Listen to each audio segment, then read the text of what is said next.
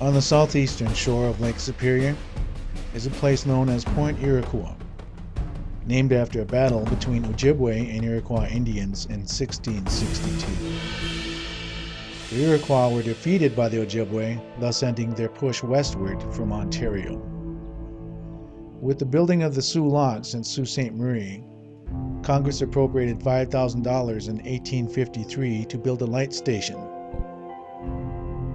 The original light station was completed in 1856, its light first marking the way for Great Lakes shipping on the night of June 8, 1856.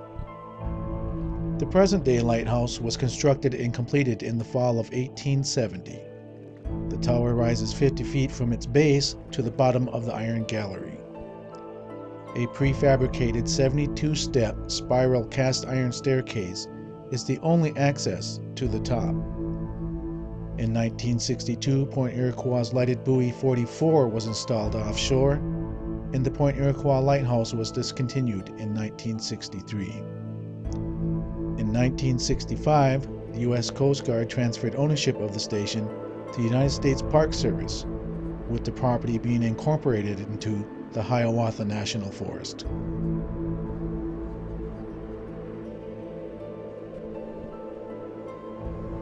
Just east of Point Iroquois is Michigan Hill Overlook and Cemetery. The cemetery is part of Bay Mills Township. The road up to the overlook is a steep, narrow climb and is only a seasonal road. The spectacular views from the overlook include the Upper St. Mary's River, Ontario, Canada, and Spectacle Lake. Adjacent to the overlook is Mission Hill Cemetery. The cemetery has grave sites dating to the mid-1800s and also has a plot with the remains of sailors from the SS Myron. The Myron sank near Whitefish Point on November 23, 1919. All 17 crewmen perished. The only survivor was the Byron's Captain Neal. 8 of the Myron's crew were found frozen in ice off of Salt Point and chopped from the ice by Dave Parrish and Jay Johnson the following spring. They were buried amongst the pines at Mission Hill Cemetery.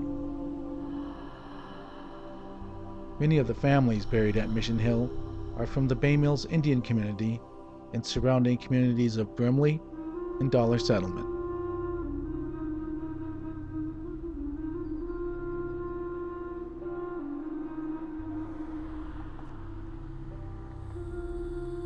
The Ojibwe struggled to keep their culture and way of life despite the presence of Europeans, English, and the French. Their spiritual beliefs are still present today in the old burial grounds. The old Indian burial ground at Bay Mills, despite being established by the Methodists in the 1840s, is a testament to the deep affinity for their traditional spiritual beliefs. The graveyard here is dominated by spirit houses over the graves.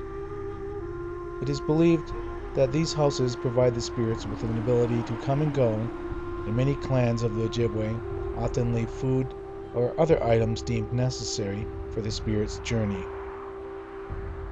This cemetery at Bay Mills was once open to the public and surrounded by a white picket fence. It is now closed to the public, and a modern steel fence has been erected. The last known burial here was in the late 60s.